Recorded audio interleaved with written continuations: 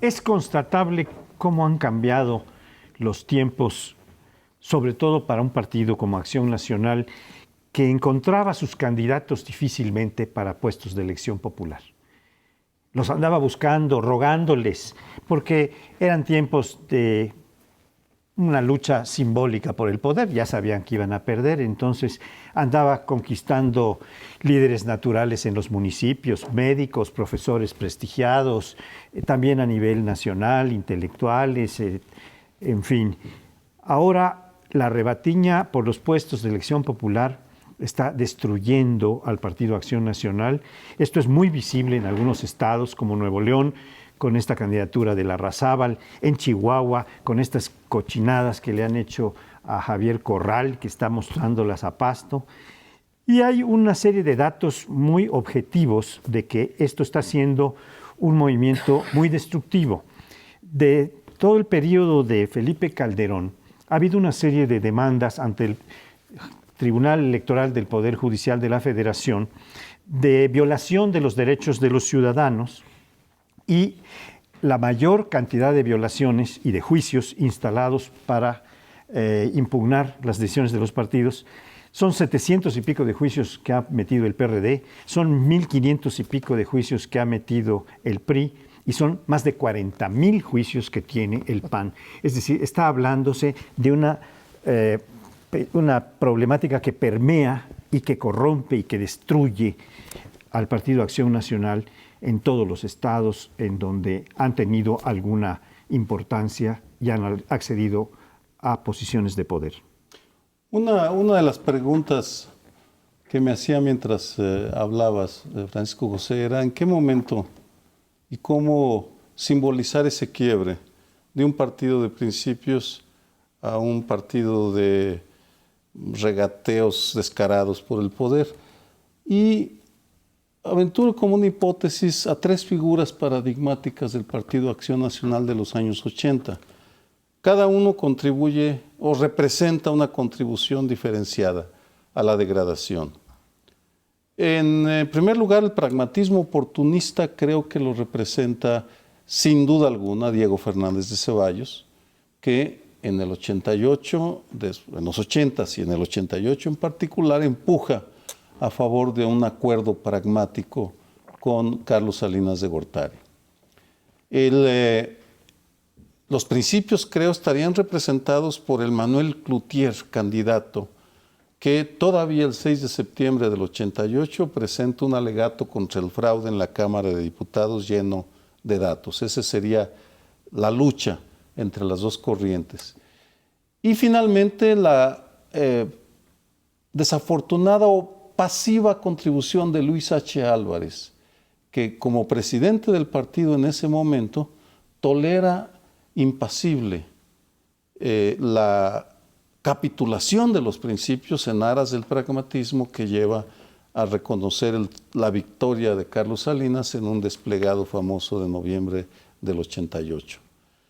En los 14 años que han pasado, no, perdón, 88, 14. No, 2000, digo, perdón, 20 y tantos años que han pasado, 24 años que han pasado desde entonces, lo que vemos ahora es el triunfo del oportunismo, del pragmatismo, de la corrupción frente a la impotencia o la pasividad de una dirección panista encabezado, paradójicamente, por un Madero, Gustavo Madero, que nada tiene que ver con la figura de su tío Francisco I. Madero. Yo creo que si fueran el pragmatismo, digamos, las notas dominantes de un partido que antes fue doctrinario o, digamos, ligado a una visión social cristiana que es, digamos, la línea fundamental del PAN, no me parecería nada raro. Es un partido que ejerce el gobierno, se ha vuelto pragmático, dialoga hacia el centro, dialoga con quien haga falta para formar mayorías. Pero del pragmatismo han pasado a una lógica de gran derrota histórica, si lo puedo decir así, porque el partido que se decía de los ciudadanos, el partido que iba a descorporativizar este país, reedita una serie de prácticas absolutamente inadmisibles. Pongo 3 sobre la mesa que me parecen particularmente dañinas. Una, la utilización de los puestos del gobierno para presionar a sus militantes, lo vimos en Sonora hace algunos meses. La utilización de recursos públicos para apoyar a candidatos, se ha visto en Veracruz y en otros puntos del país. Y la tercera es la reedición de estas prácticas de acarreados. Hoy el periódico Reforma tiene en portada que casualmente a las 6 de la mañana de un domingo, militantes panistas de Coajimalpa se levantaron. Hay que tener ánimo y ser verdaderamente un gran militante para a las 6 de la mañana estar formado para votar por el candidato a delegado. Es decir, acarreados de una manera absolutamente vergonzosa. Cuando un partido pierde el norte de esa manera y no tiene un elemento correctivo, algo malo está sucediendo. Por otro lado, tiene la selección de candidatos, que le fue bien, fue el único partido que tuvo un proceso efectivamente con participación de sus militantes y a pesar de todas las irregularidades la sacaron adelante. Yo creo que si no encuentran en estos momentos un espacio para depurar todo ese tipo de prácticas, lo que les quedaba de autoridad moral de cara a las elecciones del 12 está absolutamente diluido. Yo creo con Leonardo que el problema no es el pragmatismo, el problema es que estamos haciendo una ecuación entre pragmatismo y corrupción, ¿no? Ser pragmático quiere decir hacerte de todo el conjunto de prácticas que históricamente criticó el PAN al PRI cuando el PRI era partido hegemónico, que les llamábamos prácticas, eran prácticas corruptas y cada una de ellas, menciona algunas Leonardo, todas desde que llegó el PAN al poder, desde que hubo un pastel a repartir, ¿sí?, se las ha adjudicado o las ha asumido el PAN como guía y faro, y además con una justificación muy triste. Agarran y dicen en términos generales, tú los escuchas, bueno, es que si ya robaron los del PRI 70 años, ahora nos toca robar a nosotros. Si ya se aprovecharon los del PRI 71 años de los puestos, de un uso patrimonial de los puestos públicos, ahora les toca a los panistas. Fue el caso, por ejemplo, con los delegados a los estados. Como todos sabemos, el gobierno federal tiene, pues, no sé, más de 1,000 delegados en todos los estados, que el delegado de Pemex, el delegado de Sedesol y el delegado de Liconza.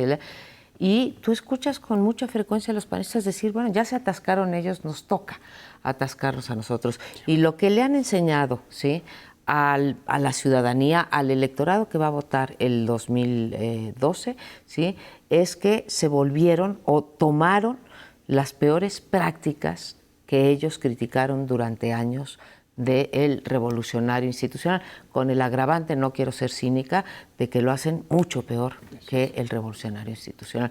Pero sí es una pena lo que hemos visto en estos procesos de selección o en estos 12 años de poder. Yo creo que esa es una de las formas en que la gente está analizando esto, porque este pragmatismo tiene una explicación que es solamente sostenerse en el poder por el poder mismo y no para lograr cosas, ¿no? El PAN, un partido nacido para combatir el corporativismo, toma del corporativismo lo poco que puede, porque no lo sueltan el PRI y el PRD tan fácilmente, pero lo que puede, y sus alianzas con la maestra y el CENTE, sus alianzas con el sindicato petrolero, sus alianzas con el sindicato del Seguro Social, al que le ofrecieron una posición importante, pues las va haciendo cuanto puede, mal hechas, pero mal hechas en cuanto que dan pocos y magros resultados. Al contrario, dan resultados boomerang, porque tiran para un lado, regresa el boomerang y les pega a ellos. Y esto está trayendo un golpe feroz a Josefina Vázquez Mota, que está dedicada a restañar heridas, va al tal lugar a ver si puede recomponer un conflicto como el que está habiendo en Monterrey, y forman el grupo de los Gómez Morinistas, porque ya se renunciaron al PAN y no quieren saber nada del PAN, lo que hizo Rogelio Sada, ¿no? Y oímos a Lía Limón, el día de hoy, bueno, decir que es una banda de asaltantes la que se ha reunido en el PAN, o de bandidos, o no sé, no me acuerdo qué frase usó. Pandilla de cuatreros. De cuatreros. En la delegación Miguel Hidalgo. Sí, sí, sí. Y bueno, estamos oyendo todo lo que pasa en Veracruz con el candidato Yunes al Senado y con en el Distrito Federal por la pugna por las delegaciones. Estamos viendo unas cosas verdaderamente atroces que están jalando la candidatura presidencial, que no puede terminar de subir porque tiene que ir a restañar heridas y a recomponer los conflictos que se están dando. Hiciste una muy buena precisión de que estábamos, o estaba, igualando pragmatismo con corrupción. Creo creo que la pregunta es, empezaron con pragmatismo en el 88 y terminaron en la corrupción cínica. De acuerdísimo. Entonces, entre el 88 y el 2012, ¿cuáles fueron los hitos que marcaron ese tránsito? No es lo mismo ser pragmático con principios que pragmático corrupto y cínico. Son dos cosas, ¿sí? Son dos cosas diferentes. Me atrevo a sugerir, sé que no es una novedad, que si uno busca en biografías individuales, y antes me refería a Diego Fernández Ceballos, a Cloutier y a Luis H. Álvarez, creo que las figuras claves son Vicente Fox y Marta Sagún en este proceso de degradación, porque ellos transitan del pragmatismo al cinismo a través de la frivolidad, con es como si se hubieran esmerado a dilapidar en unos cuantos años el capital acumulado por el Partido de Acción Nacional desde 1939, que es cuando se crea. Yo creo que el tema de la capital sí merece una lectura muy particular, porque finalmente el PAN es un partido minoritario aquí en la capital de la República. Tampoco se estén disputando el gran poder, se están en plan, déjenme decirlo así, poquitero, disputando el control de 3 delegaciones, 2 por ser más precisos, donde están los conflictos Miguel Hidalgo y Coajimalpa, sin tener una visión más amplia. 1 de lo que está en juego en la ciudad y 2 de lo que está en juego en el país. Yo creo que lo que está diciendo Paoli es muy cierto. Josefina Vázquez Mota tiene ahora que tratar de corregir estas situaciones. No sé si lo va a lograr, no sé si efectivamente todos esos sectores del PAN están dando por descontado que las elecciones del 12 ya las perdieron y por tanto lo que tienen es, en vez de tener un aliento de poder claro y decir, a ver, vamos a renovar el voto de la gente para mantener la presidencia, están asegurándose posiciones que algunas de ellas huelen muy mal. Yo repetiría respecto a la capital de la República que me preocupa mucho los niveles de corrupción que se registran en todas las delegaciones y que los intereses creados, lo digo porque es la capital de la República y la ciudad de vanguardia, los intereses creados de desarrolladores, constructores y todo este grupo que controla la ciudad desde hace bastante tiempo, son los que están imponiendo candidaturas y los partidos políticos lo que están haciendo es servir de instrumento para que esos intereses se perpetúen. Si el PAN tiene esa visión, pues la verdad es que se están dando por derrotados antes de julio. Yo no quito ninguna responsabilidad al presidente Fox, en tanto que fue el primer gobierno panista, fue el primer gobierno de la alternancia, pero lo que hemos visto de que asumió Fox para acá, ¿sí? En términos de la militancia y en términos de los cuadros a nivel estatal, es realmente una vergüenza y, digamos, va más allá de lo que pudo haber hecho un presidente de la República, lo que permitió Fox y lo que ha permitido durante este sexenio el presidente Calderón en materia, ¿sí?, de el reparto, insisto, patrimonialista del poder, ¿no? La parte de Josefina Vázquez Mota, yo no sé si ustedes han escuchado, pero yo he escuchado a muchas personas de las más diversas clases sociales, niveles educativos y demás, que dice, cuando vieron que Josefina iba a ser candidata, es la esperanza de decir, yo votaría por Josefina Vázquez Mota, pero no voy a votar por ella porque es del PAN. O sea, realmente Josefina Vázquez Mota lleva una carga, como bien decía Paoli, no solamente del desgaste que produce el poder 11 años y un poder quizá mal ejercido, no solamente los avances que ha tenido el PRI a nivel local, sino el descrédito absoluto del PAN. No sé qué puede hacer la candidata, pero ya tiene que dar un manotazo. Bien, es un tema que va a seguir dando de sí, como tantos que estamos tocando en estos días, porque los conflictos se han empezado a notar, pero van a seguir proliferando y van a seguir saliendo a la superficie. Nos vamos al siguiente bloque, no nos deje, tenemos un tema muy interesante para continuar. Como es ya costumbre para los capitalinos, el jueves y el viernes fue desquiciada la ciudad por más de 12 horas por unos manifestantes, en este caso los mayoritariamente miembros de la Coordinadora Nacional de Trabajadores de la Educación, también acompañados por algunos miembros del CENTE, y aunque usted no lo crea, no solamente colapsaron la ciudad, sino la demanda que ellos levantaban era que no haya una evaluación universal para los maestros. Ante esta situación, ¿cuál es la respuesta de nuestras autoridades? Por un lado, las del Distrito Federal, como siempre dicen, eso pues no me toca a mí, ¿sí? Yo no puedo resolver, dijo el jefe de gobierno del Distrito Federal, no le toca a la ciudad resolver el conflicto del magisterio, y por otra parte no hace nada con respecto a la toma de la ciudad y la afectación de terceros. Todos sabemos que la libertad de manifestación de ideas, que creo que todos en esta mesa y todo nuestro público estaría de acuerdo en que hay que salvaguardarla, ¿sí? Pero hay que salvaguardarla hasta un cierto límite, cuando eso no afecte los derechos de terceros. ¿Cuáles son esos derechos de terceros? Los derechos para que nosotros cuatro, todos los que aquí nos acompañan, nuestro auditorio, pudiese circular para la ciudad. Más grave aún me parece lo que hizo las autoridades federales. Hacen una mesa, suspenden el tema de la evaluación, ¿sí? Y entregan dinero a través de préstamos de vivienda del ISSSTE para poder levantar el plantón. Y ante esto les digo otra cosa, nuestros candidatos a la presidencia, los cuatro, con la boca calladita. Ninguno dijo hay que regular las marchas, en mi gobierno no permitiremos esto, salvaguardaremos la educación de calidad, etcétera. Calladas. Las autoridades no hacen nada, los candidatos nos prometen grandes cosas, pero a la hora de definirse en cuestiones concretas como las marchas y la educación, no dicen esta boca es mía. El arte de la evasión se convierte a veces en otra forma de cinismo y de irresponsabilidad, y comparto plenamente tu punto de vista de lo inaceptable que resulta el silencio, no solo de los candidatos a presidente, sino del candidato y las candidatas a jefe de gobierno. ¿Por qué?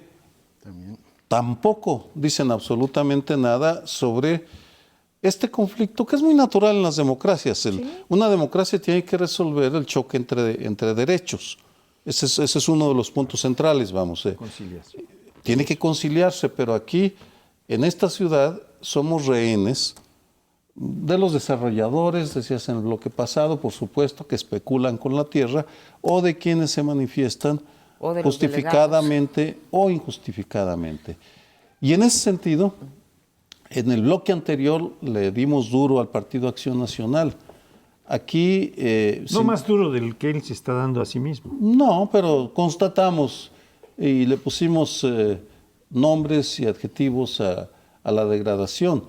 Me parece que la postura que adoptaron, la demanda que adoptan la CENTE, la coordinadora, y el CENTE, el Bester Gordillo y sus impugnadores en torno a la evaluación universal de los maestros, es el tobogán de la ignominia de la izquierda, porque me parece absolutamente incongruente con una postura izquierdista, o que se dice de izquierda, el negar el derecho que tenemos como ciudadanos a exigir cuentas a los maestros, sobre todo a la luz de los indicadores de la baja educación. Es decir, invocan los maestros sus derechos laborales, pero guardan silencio sobre el derecho que tenemos a una educación de calidad. el tobogán de la ignominia izquierdista está ahí. Yo creo que lo dices perfectamente. Si algo caracteriza a la izquierda en el mundo, que me preocupa en el caso mexicano, que está abandonando la ideología, es precisamente la edificación de bienes públicos. ¿Y qué bien público más importante puede haber que la educación? Si tú das efectivamente educación de calidad a los chicos menos favorecidos, de las clases menos favorecidas, les estás dando un impulso, un motor de movilidad social que de otra manera no les das. A mí sí me preocupa mucho ese silencio cómplice con todos esos grupos, no solamente en el Distrito Federal, sino en varios estados que ha gobernado tradicionalmente el PRD, como es el caso de Michoacán. En Oaxaca también han guardado silencio respecto al tema de la calidad educativa, gobiernos, digamos, producto de las alianzas opositoras, pero no me extiendo. El gran asunto es, no salen a defender la idea de la calidad educativa como un valor fundamental y se va perpetuando esta forma de hacer política muy tradicional del priismo de captura de renta. Es decir, yo salgo, presiono al secretario de gobierno o al gobernante y obtengo renta. ¿Qué es lo que ocurrió? Lavándose las manos del interés público. Yo creo, María Amparo, que ya hay que darse por vencidos. No van a retirar absolutamente a nadie cuando corra el riesgo de terminar en violencia, que es el caso de la CENTE, ¿no? Es decir, buscan de alguna manera esa confrontación y la realidad nos ha demostrado que el gobierno de la Ciudad de México no se va a meter por defender a sus ciudadanos. Yo quisiera manifestar una pena que me da ver llegar al doctor Córdoba Villalobos como secretario de Educación en estas circunstancias que ustedes ya han descrito y que no repetiré. El secretario Córdoba Villalobos fue un buen secretario de Salud. Es un buen hombre, pero es de los vapuleados por el PAN. El yunque se lo sonó en Guanajuato, pudiendo haber sido un candidato importante, tan importante que el PRI empezó a considerar poderlo lanzar. Él se fue y lo propusieron en la lista plurinominal, en el lugar número 18, y entonces pues era como darle nada, y entonces el secretario fue rescatado, ¿qué rescates? No me rescates, compadre, porque lo rescataron en un momento en que está por venir la revisión salarial el 1 de mayo, el 15 de mayo, que es el Día del Maestro, en un momento en que se está cerrando todo, en que no va a poder hacer nada, y es curioso, su discurso de toma de posesión de la Secretaría de Educación Pública es que está a favor de la alianza educativa y de la calidad de educación. ¿Y qué va a poder hacer este pobre hombre, que fue un buen secretario? Va a quedar sumido en el pantano de los maestros que están desbaratando la educación, que están lastrando todo el sistema educativo. Es verdaderamente lamentable lo que estamos viendo. Dice Leonardo, démonos por vencidos, y no tengo ningún argumento para decir o ningún asidero, ¿sí?, para agarrarme ahí y decir no nos podemos dar por vencidos. Pero creo que la razón que das para que nos demos por vencidos, ¿sí?, que es que no van a querer el gobierno del Distrito Federal meterse en alguna manifestación porque puede haber un muerto, o no es que no esté de acuerdo, la voy a complementar. En realidad creo que el problema central no es ese. No es ese porque el día que se manifestaron, por ejemplo, los pilotos y los Mexicana de Aviación, sí, ahí sí entró el Distrito Federal a quitarlos. Sé que era más chiquita la manifestación, pero ahí sí no les dio miedo que hubiera un muertito ni una nada. Entonces, realmente la única explicación que me queda, sí, es que no quieren comprometer el voto. ¿Sí? Y aquí lo quiero ligar porque la marcha fue fundamentalmente de la coordinadora, pero con las mismas demandas que tiene también el Sindicato de Trabajadores de la Educación. Y otra vez vuelvo al silencio de los candidatos. Hace un par de semanas, hace una semana, el domingo pasado, no ayer, sino el domingo pasado, da una entrevista el Bester Gordillo al periódico El País, en donde dice, bueno, y dense de santos, sí, que no saco a los maestros a la calle. O sea, el Estado se está dejando... Pero pregunta, ¿esto fue un ensayo general? ¿Esto que vimos el jueves y el viernes? Porque mucha gente vio la coordinadora, pero también dijo, oye, le dijeron a Marcelo Ebrard y a Felipe Calderón, y de paso a quien lo quiera recibir, aquí está, mira, les paramos la ciudad, y el gobierno de la ciudad viendo para el otro lado. Dices bien, a quien lo quiera recibir. Digo, si es ensayo general, Claro. pero dices bien, a quien lo quiera recibir, porque sabemos que hay una alianza, aunque se haya roto la alianza PRI-PAN-ALA, sigue habiendo una alianza, un buen entendimiento entre Enrique Peña Nieto y el Bester Gordillo. Calderón, que ha vivido atemorizado todo el sexenio por lo que pueda hacer el CENTE, ¿sí? Y Marcelo Ebrard también con la relación, digamos, orgánica que tiene con la maestra. Otra vez estamos ante una situación en donde los tres partidos se comportan de la misma manera y no están dispuestos, volvemos al pragmatismo, Sergio, ¿sí? Aquí no están dispuestos a defender ningún principio que no sea el voto clientelar, agrego. Hablando de capitulaciones históricas, uno de los grandes, hiciste una buena asociación al ligar educación con la construcción de un bien público, porque definitivamente uno de los instrumentos para lograr una cierta equidad en un país tan desigual como es México es una educación de calidad, en la cual pues formas a tus nuevas generaciones para que puedan resolver carencias ancestrales. Aquí pareciera una renuncia expresa a ver a la educación como ese instrumento de redención, de ascenso social, de posibilidad de salir de la pobreza.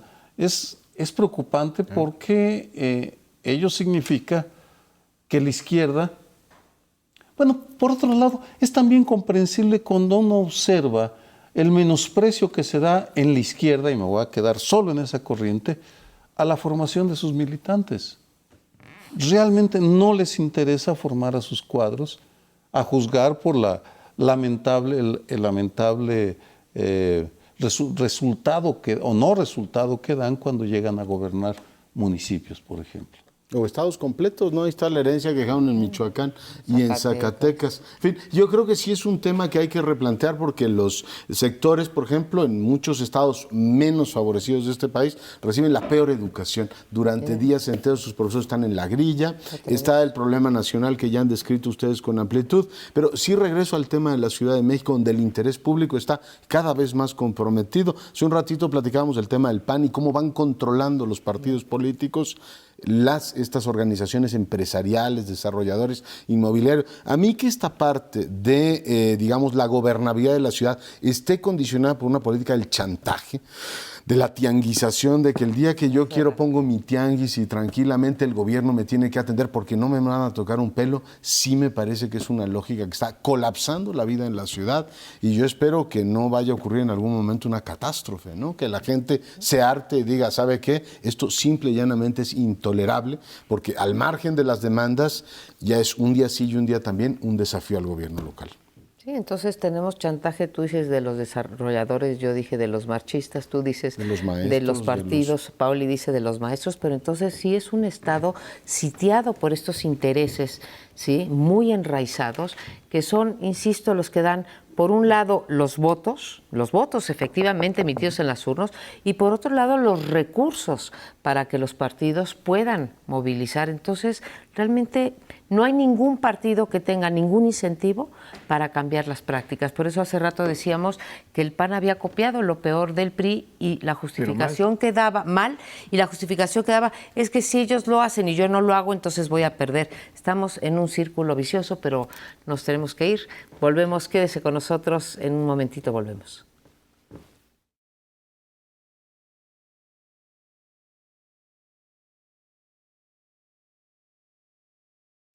Bien, el tema que vamos a abordar es escabroso porque tiene una dimensión espiritual y religiosa profundamente respetable. Viene el Papa Benedicto XVI a México, un país muy católico, pero también tiene una dimensión más terrenal a la cual me voy a referir. Y en ese sentido, México está siendo tratado de manera diferente por el Papa. Es decir, en otros países sí ha tenido entrevistas con las víctimas de abuso sexual de sacerdotes lujuriosos. En México no. no se va a reunir con ellos, no está en el programa cuando menos. En segundo lugar, en estos momentos se encuentra en el Vaticano Javier Sicilia, el dirigente del Movimiento por la Paz con Justicia y Dignidad, que reivindica los derechos de las víctimas de la violencia criminal. No sabemos si el Papa vaya a referirse a estas víctimas, pero aquí estamos hablando de dos grupos marginados de la sociedad, no escuchados, no atendidos, y el enigma que queda es si en alguno de los pronunciamientos que tenga en público el Papa Benedicto XVI se referirá explícitamente a los centenares de víctimas de la lujuria de sacerdotes corruptos como Marcial Maciel, o si va a guardar silencio, y si va a hacer alguna reflexión sobre la violencia en un tema que irrita, le crea sarpullido al panismo en el gobierno federal y estatal, porque la reunión va a ser en Guanajuato. Yo no sé si... perdón. No, tú. Bueno, tú estás hablando de las cosas, gracias, Pauli, de las cosas que no sabes, ¿sí? Si va a ser o se va a manifestar sobre ellas. Estoy preocupada o añado a esa preocupación tuya, lo que sí puede hacer y en la coyuntura en la que va a ser. Se ha criticado porque que sí es la coyuntura electoral y esto le puede acarrear algún beneficio a Felipe Calderón y a su partido. Yo esa la descarto, no me quiero referir a ella, a pesar de saber cosas como, por ejemplo, el momento de mayor popularidad de Zedillo en todo su sexenio fue cuando vino el Papa, ¿sí? Pero, en fin, no es esa la coyuntura. La coyuntura que quiero plantearles a ustedes es la coyuntura en donde se está discutiendo la reforma al artículo 24. La coyuntura en donde el Distrito Federal... y ahí, igual que criticamos hace rato, hay que echar porras, ha hecho un gran avance en términos de los derechos de las mujeres, a interrumpir el embarazo en primer lugar, de los matrimonios gays, o sea, la preferencia, y también, digamos, de otros marginados. Sabemos, sí, y ahí tengo que reconocer que ayer lo dijo Andrés Manuel López Obrador, dice, no hay que dejar el tema de la familia, sí, a la derecha, y sabemos dónde está Acción Nacional y sabemos dónde está el gobierno de Acción Nacional con respecto a estos temas. Entonces viene un momento en el que se discute el 24 constitucional que puede poner en riesgo, yo no diría tanto así como la laicidad del Estado, pero que sí puede abrir terreno para el avance de las iglesias, y viene en un momento en donde también el gobierno del distrito, el gobierno de la República, sí, está haciendo un embate en contra de estos avances. Ya lo hemos visto, han interpuesto hasta acciones de inconstitucionalidad con respecto a estos derechos, sí. ¿Qué va a decir el Papa de estas cosas? ¿Se va a meter? Bueno, yo no sé, como nadie sabe qué es lo que va a decir el Papa. Es probable que tenga prevenciones o de estar lejos o poner distancia sobre estos dos temas centrales, las víctimas de la violencia y las víctimas de la pederastia de los grupos de sacerdotes o quienes la hubieran cometido en la Iglesia Católica, que es la mayoritaria y la que más ha abusado de los niños en este terreno. Pero estoy seguro de que se le va a plantear 1 y 1000 veces más, por lo cual algo tendrá que decir. De hecho, he visto reportajes en donde algunos de los dirigentes que fueron víctimas de la pederastia están presentando todo un documento y van a ir con varias víctimas a tratar de ver, ya pidieron cita, están haciendo todo lo posible. Va a ser muy difícil que no les den por lo menos unos minutos para encontrarse con el Papa, o bien que reciban sus cosas y estos van a ser entrevistados. De tal modo que no van a ser temas de los cuales se podrá escapar. Tal vez hubiera sido una decisión, lo digo por el prestigio de la Iglesia Católica en México, que sigue siendo muy alto y que tiene a la mayor parte de los mexicanos como fieles, o por lo menos de censo declarados católicos, más de un 80%, ¿no? Aunque ha ido reduciendo, pero de todas maneras un 80% pues es una locura de afiliación, ¿no?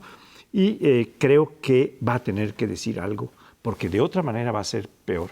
Mejor hubiera sido, para decir nada, no haber venido. Además tenían todos los pretextos del mundo. Está la salud del Papa, su edad, la situación de la altura de la Ciudad de México, todo eso, y no ir a un sitio como Guanajuato, en donde el acoso, por más fortificada de fe mexicana que esté la entidad Guanajuato, va a ser acosado por todas estas vilezas que hemos visto. Y por varias otras cosas. Yo creo que se le acababan al Papa, digamos, las explicaciones razonables de por qué no venía. Ciertamente se le había formulado por parte del Estado mexicano una invitación desde hace ya bastante tiempo. No vino al Congreso de la Familia, que fue hace 3 o 4 años en la Ciudad de México. Y sin embargo, muchos católicos mexicanos decían, el Papa ha encontrado tiempo para ir 5 o 6 veces a España.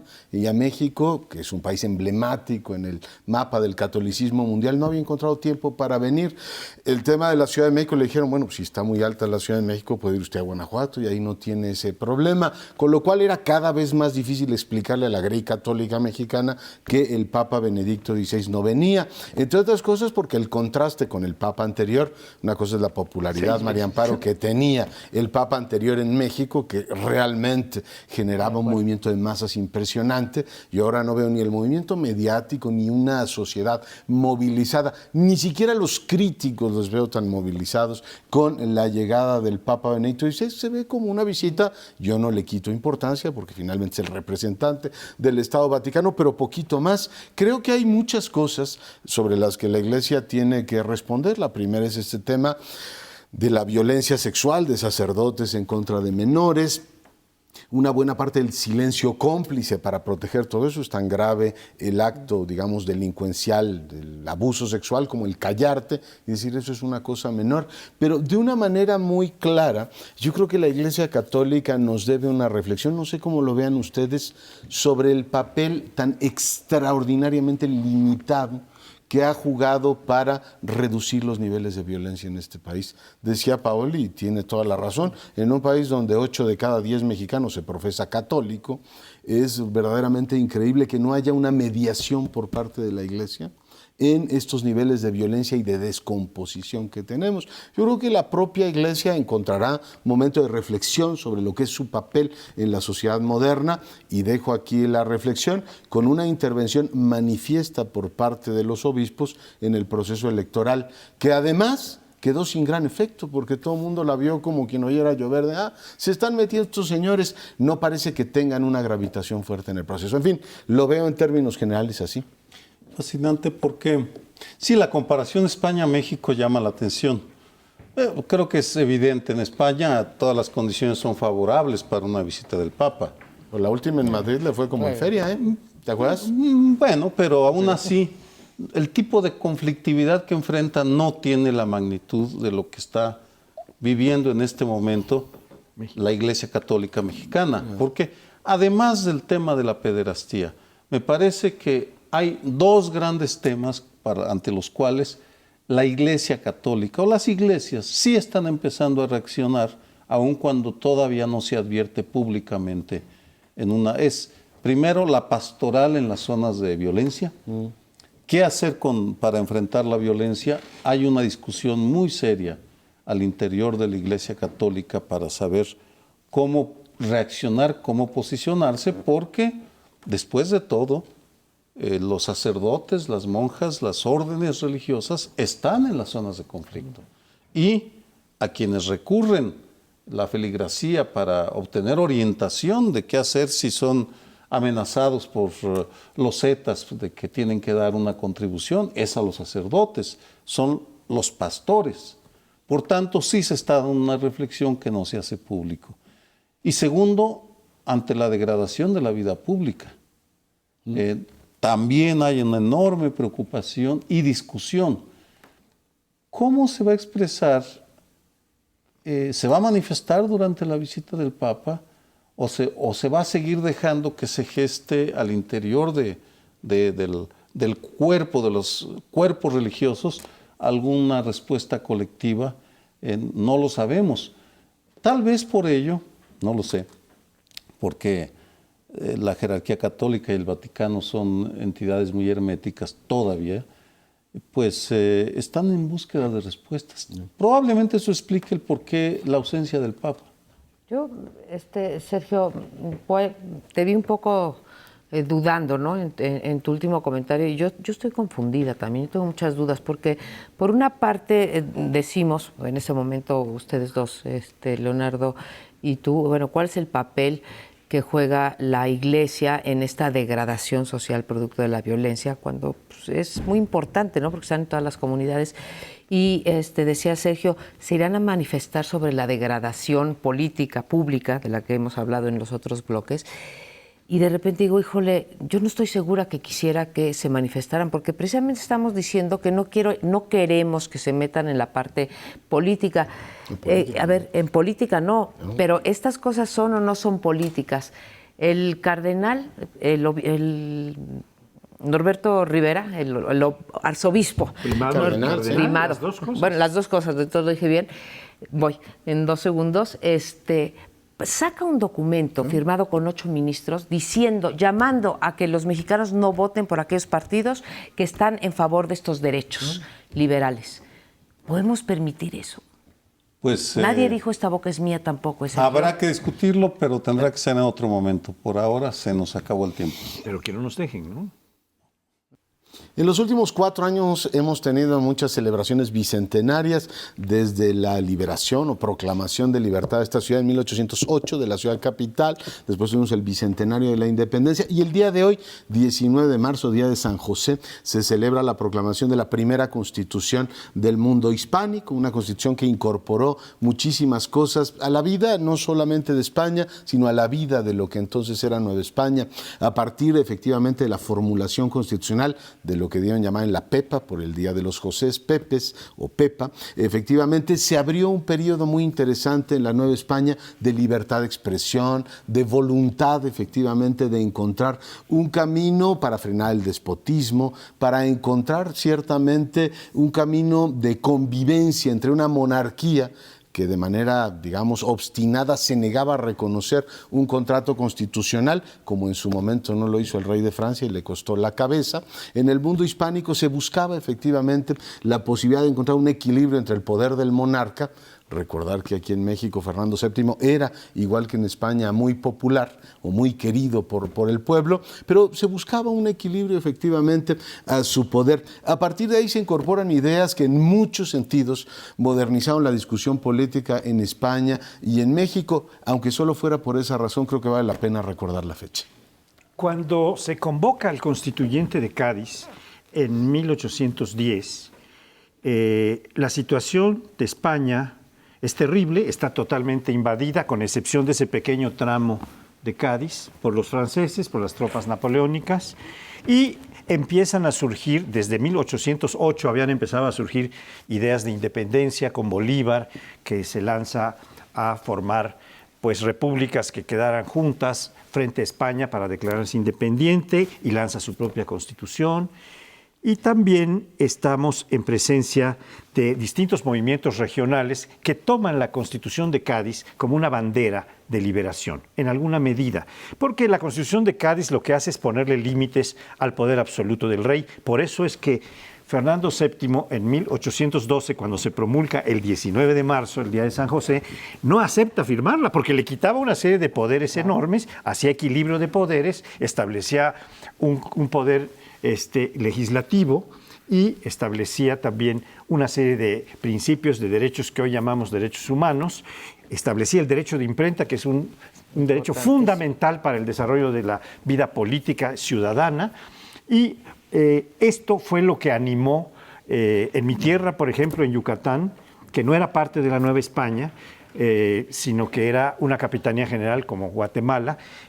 Había un grupo liberal muy importante que Reyes Heroles dice que fue el liberalismo social más original, que se llamaba los sanjuanistas, que toma la Constitución de Cádiz como un estandarte para promover una serie de libertades que les estaban negando los rutineros o conservadores entonces. Entonces estamos celebrando algo que es fundamental, porque esta es la primera Constitución, como ya bien decía Leonardo, liberal del mundo hispanoamericano. La primera que dio también derechos políticos, digamos, a los que entonces no éramos ciudadanos. los mexicanos, pero éramos Definió a los ciudadanos. los ciudadanos o los habitantes de la Nueva España, y que marcó también el desarrollo constitucional en este país, ¿sí? 1812 fue la primera y, bueno, 1824 retoma buena parte de los principios liberales de esa, digamos, es el origen del liberalismo mexicano, se remonta, digamos, hasta 1800, digo, con sus variaciones, sí, porque también hay parte que toman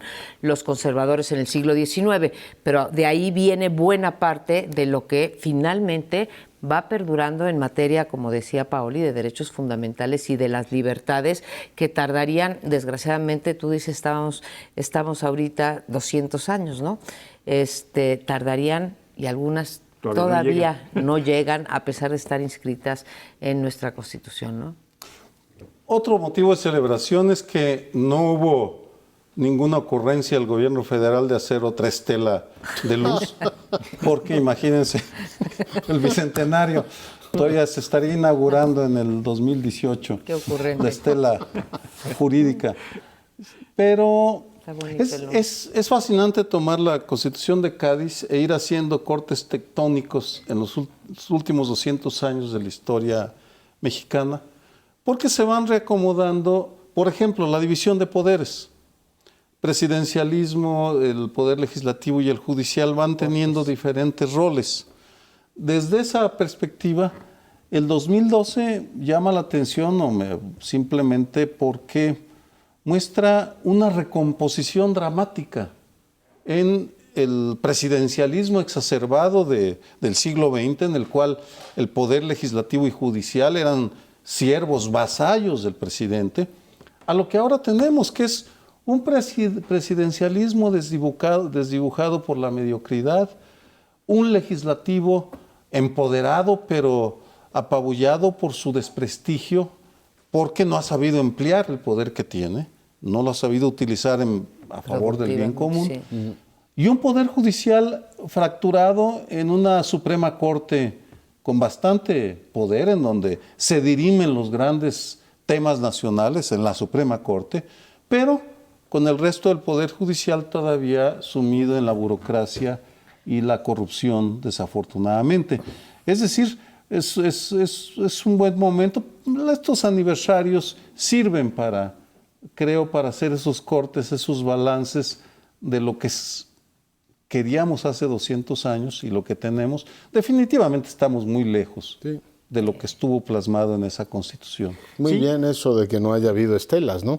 Yo creo que es una gran idea. A mí me parece que otro de los puntos importantes de esa Constitución era la representación territorial, las diputaciones, o sea, las provincias efectivamente tenían que ir a discutir, varios mexicanos fueron a discutir a Cádiz precisamente ese documento, y hay que recordarlos efectivamente, y no hemos logrado todavía integrar que la dispersión del poder a nivel territorial permita una mejor gobernabilidad y una mejor atención de los asuntos públicos, pero yo subrayaría, perdón que hiciste en esto, que la Constitución de Cádiz abre en las colonias americanas, esta tendencia que ya venía desde las juntas del 8, que en la Ciudad de México marcaron también una historia brillante, no solo en Madrid o en Caracas. En la Ciudad de México se marcó una página importantísima de la historia, la liberación de todo el continente, es la libertad de imprenta y de discurso, que dio espacio a páginas gloriosas del periodismo mexicano, pero sobre todo permitió que circulara libremente una especie de deliberación primigenia de este país, todas las ideas, hasta que vino la cerrazón de